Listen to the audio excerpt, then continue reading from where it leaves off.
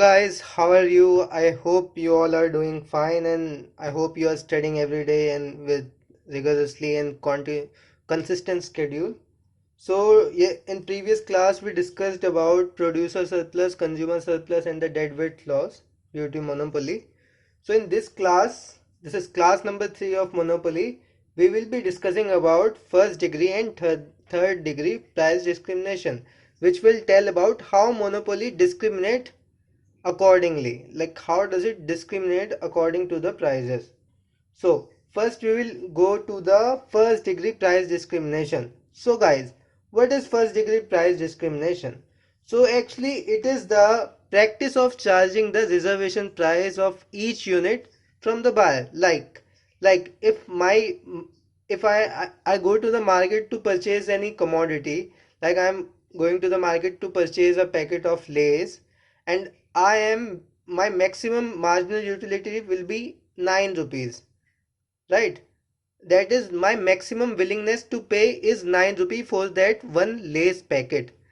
And the seller, who is a monopolist and who is using first degree price discrimination, he charges he charges the reservation price. That is, what was my reservation price? That is 9 rupees. That is the maximum price that I can give for a commodity, right?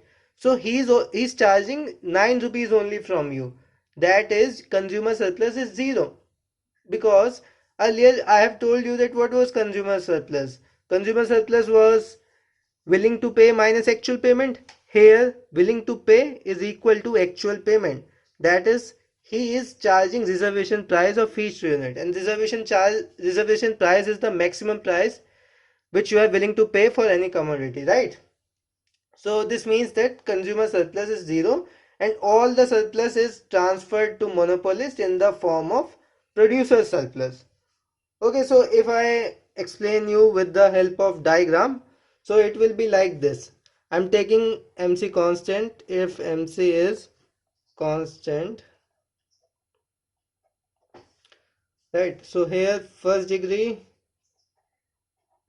and we will compare it with uniform pricing. Uniform pricing, right? So I'll make one diagram here and here also. Similarly, PQ, PQ. So guys, so it's constant MC, right? As I have already assumed, there is constant MC. Here also it's constant MC. So now we will plot the graph now. So now since there is no uniform pricing, so demand curve price will not be equal to the AR, right? So it will be the your demand curve, and which will be equal to price, the price you are charging, which will be equal to your marginal revenue, right? It won't be equal to the average revenue because it is not the uniform pricing, and you have to keep in mind that. Okay, so if I draw one table also so that it will be easier for you, I'll draw one table also for you. 1 2 3 4. Okay, so price is 10 9 8 7. So this can be seen, it's not uniform. Like I am willing to pay the maximum price 10 for first unit. So the seller is charging me 10 rupees. For the second unit I am willing to pay 9, and he's charging 9 rupees only. So this way your total revenue won't be equal to, like if you do 1 into 10 and 2 into 9, this will be only done when there was a uniform pricing. But now it's first degree price discrimination, so you have to cumulatively add the prices. Like for first unit it's 10, so total revenue will be 10. For second unit it will be 10. For the second unit 9, so equal to 19. And similarly for the third, 19 plus 8 is equal to 27. Then 27 plus 7 is equal to 34, right? So now if you see what is the MR, so MR is equal to 10. If you subtract this, 9 8 and 7, so you can see these both are equal. That is why I have written it as demand curve is equal to price is equal to MR. But it is not equal to AR since there is not uniform pricing in it. Got it? So now we will see what happened to the consumer surplus and producer surplus. We will just compare between the two. So I'll draw similarly. I have taught you earlier also. So this is the MR curve. This is uniform pricing, and this is the DD curve where you can also write is equal to AR curve, right? So as you already know, in in monopoly, in the price output determination, you sell the quantity this and the corresponding price this, right? And here what we are selling, here it's Q. Okay, so you are selling this much quantity. Okay, so now if we, and we cannot just determine this price, that we are selling at this price or this price, because he is charging different price of for each unit. That is why it is first degree, not uniform pricing. So we cannot say that he is charging this much price or this much price, so it's different. So I haven't marked the price here, right? So what will be the producer surplus here? See, in first degree consumer surplus is 0 because the producer is charging the reservation price. So he's the maximum which he was willing to pay for a product, he's charging that much only. So whole thing will be producer surplus. Got it? And what will be the total revenue if I say in this case? Total revenue will be this whole area. This whole area will be the will be your total revenue. I'll teach you how to calculate this also. You don't have to multiply and calculate it. You have to use integration to calculate this. Due to different pricing, you have to take from here and take the demand equation and then integrate accordingly. Okay, so here we have already seen here, this was the consumer surplus, this was the producer surplus, and there was this is the deadweight loss. So there is one good thing is in this part, that there is no deadweight loss created in this, right? And it is first degree price discrimination is also known as perfect price discrimination, right? So there won't be deadweight loss here, so it's a good thing. So okay, so now what I was telling you, that TR should be calculated by integrating the demand function. You should remember this. TR should be calculated in first degree. TR should be calculated by integrating the demand function, right? So I guess this part is over. So I guess we should move on to the numerical now. It was easy, it's not tough. Nothing is tough, to be honest. Everything is easy if you are willing to learn. So there's no need to worry. There's no such topic which I would mention it tough or very hard. Everything is easy, guys. You just need to be consistent and be truthful to yourself. Be honest to yourself in your studies. Okay. So now we come on to the numerical. So I'll just write down some values here, numerical. So I'll do one numerical for you. So here is the demand function, 2000 minus 20p. I'm just taking randomly. I'm taking TC is equal to 0.05 Q square plus 10,000. Okay. So what is the question is that calculate profits of monopolist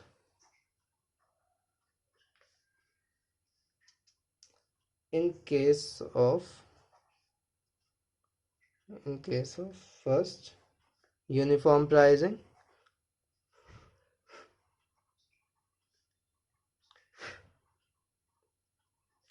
second first degree. So first you have to calculate profit according to when the monopolist is charging the uniform pricing, which we studied earlier also. So it was a easy for you, but I'll still do. And second, when he is charging the first degree price, he is following first degree price discrimination.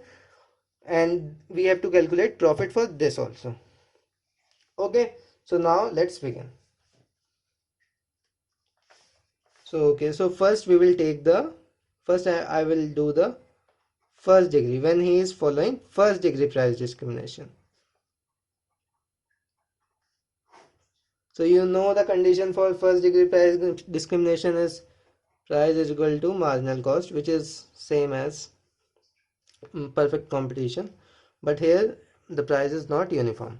Okay, so you can write it as 100 minus 120 1 by 20 q is equal to 0.1 q. So you will get your q as 2000 by 3. It was easy, right? 0.2, if you calculate it, it will come this only. And now what we will do, we will calculate the total cost, since we have to calculate the total revenue. So total cost, which is already given here, 0.05 in the so we will substitute q is equal to 2000 by 3 in the equation plus 10,000, which is your TFC, right? This is your TFC. So if you calculate it, it will come like I have already calculated it, so I am just writing the answer 221.77.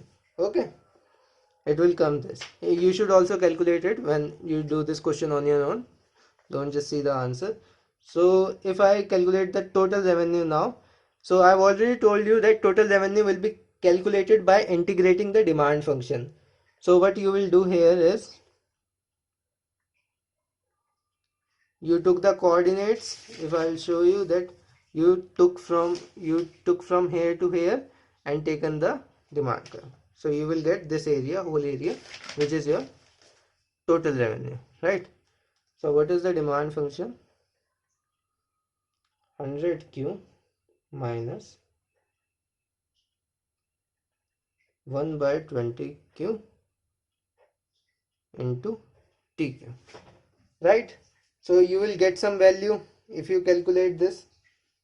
Okay, you will, let's say x you will get. So you can, so after that you can easily calculate your profit, which is equal to tr minus tc, and it will be y. So you have to just calculate it, John. I'm not calculating it for you, it's just easy basic mathematics. So you just calculate it on your own, right? I'm just here to explain you the concept. I'm not going deep into calculation and all because you already know that thing. So now we'll come on to, okay, so now we will draw the diagram also. So we will just mark the coordinate. It will be 2000 and it will be 100, right? If you see the equation also, you can make it from here also. For one time put p is equal to 0 and second time put q is equal to 0. So you will get the 2 points. So you can join the 2 points and you will get the line. And about MC, here you have given TC is equal to this. So MC is equal to this 0.1 into Q. So it will be a straight line passing through origin, right? So this will be your MC. This is your equilibrium where P is equal to MC, and this is your equilibrium quantity which we have already calculated, and this is the total. This whole area is total revenue, and if you subtract total cost you will get the profit. Okay. So now we will move on to second part, which I was saying, uniform pricing. If the same question was in, if the monopolist was following uniform pricing. Okay, so you know the condition for uniform pricing, it's as simple as that. MR is equal to MC, 100 minus 1 by 10 Q is equal to 0.1 Q.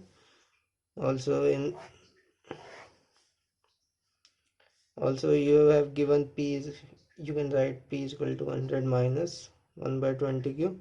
Now for MR you have to first calculate TR, which is equal to P into Q, that is 100 minus 1 by 20 Q into Q. So here you will get your MR is equal to 100 minus 1 by 10 q.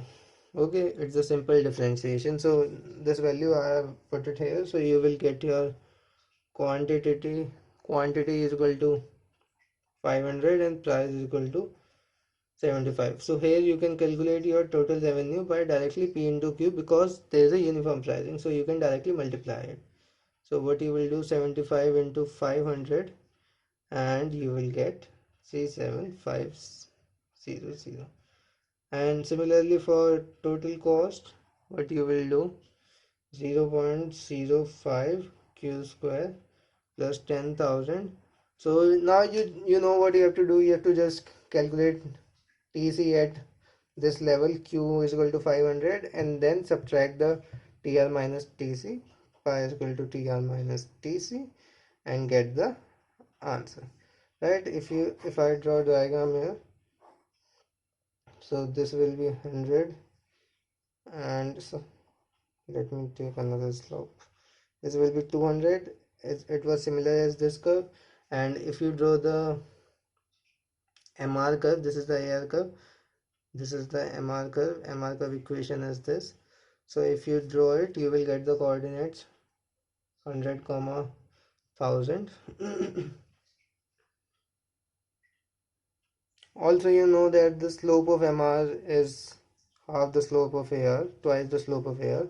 So you can draw from this also and get, and this is the same MC as before. Okay, so here you got the quantity which is 500, and similarly here you got 75. So what is the producer surplus here? This whole is the producer surplus. This is the dead weight loss which we have already studied, and this is the consumer surplus. Got it? My ink got over, so I just changed the pen. So let's move on to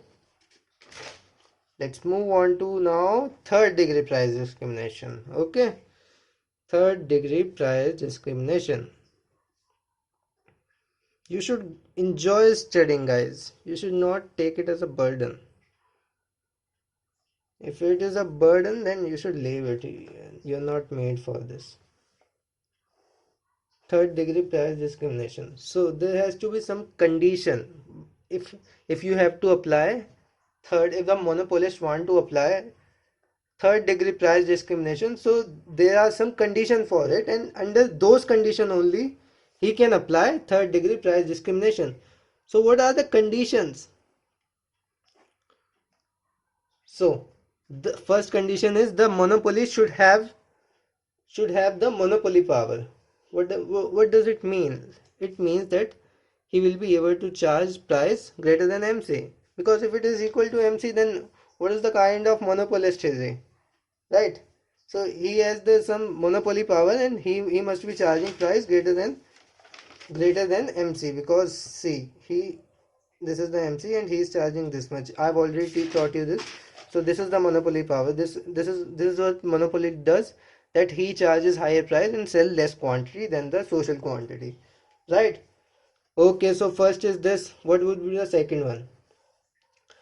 So the second one will be the monopolist should be in the position to separate total market into two or more sub markets. Like he is able to divide its market into two or more sub markets. Like if he has one firm, so he is dividing one market according to the elasticity. Like here it is less elasticity, so this is a different market, and here if it is more elastic, so it has different market for him. So he should be able to separate its market, and this is done according to the price elasticity, which is our third point. That price elasticity of each market, price elasticity of demand of each market should be different. That it should not be same. If the price elasticity of all the some markets which he is creating is same, then it will be considered as the same market only, and there is no use of creating some markets if the elasticity of demand is same in all the markets.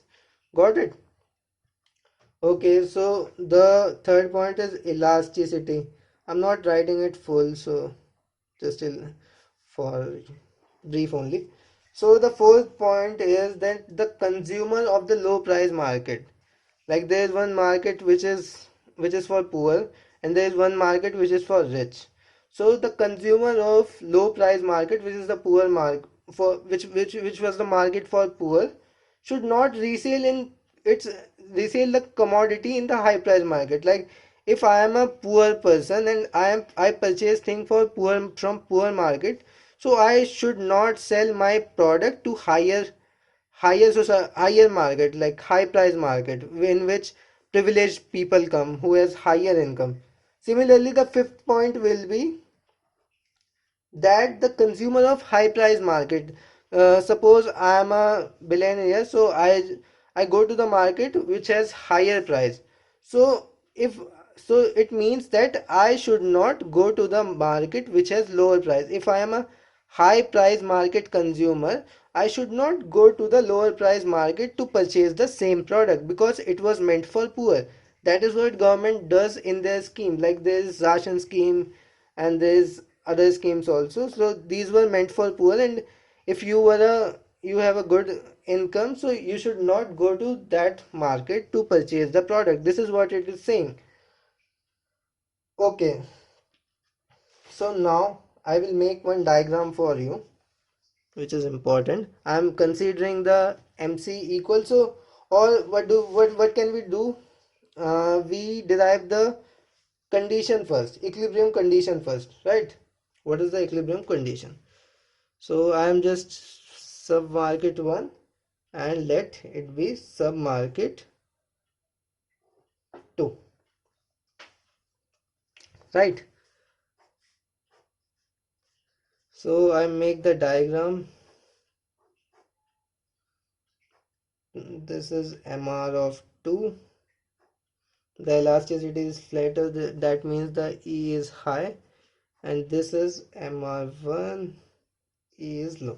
So if you want to calculate, what is profit? Profit is equal to total revenue minus total cost, right? So here what will be the total revenue? We will take the combined revenue of both. So what it will be? TR1 plus TR2. Similarly, cost will be TC1 plus TC2. Right? So you can write it as P1 into Q1 plus P2 into Q2 minus AC Q1 into Q2. I have just separated AC. You know that AC into Q1 will be TC of 1 and AC into Q2 will be TC of 2. Similarly, no, you cannot separate this from here. Okay. So now first what will you do? You have to calculate in regarding to Q1 first. So if you differentiate Q1, you will just get I'll show you here only. D pi by dQ1 is equal to MR1 plus 0 minus MC, right? So if you put it equal to 0, first derivative equal to 0, you will get MR1 is equal to MC. Similarly, now you differentiate with respect to Q2, you will get MR2 is equal to MC. So what is the combined condition can I write here? So the combined equilibrium condition is MR1 is equal to MR2 is equal to MC. So this is what you should remember, right? So now if I draw the diagram here, okay, so I'm taking constant MC. So here I am taking his output, and this is for submarket 2 and this is for submarket 1. Here is the output and here is the cost and revenue. Cost is approximately same for all the firm. So here it's submarket 1. So you can see also submarket 1. So in the submarket 1, you know that the elasticity is less. So when the elasticity is less, it will be the steeper curve. So it is D1, it is your MR1, right? And this is your MC is already drawn, and this is your quantity Q1 which we already which will come from this condition. And similarly we'll do here. So this is more flatter since the elasticity was high. So this is T2, this is MR2, and similarly this will be Q2. So if I want to see, okay, I'll mark the price also. This is the price he will charge this, and this is the price.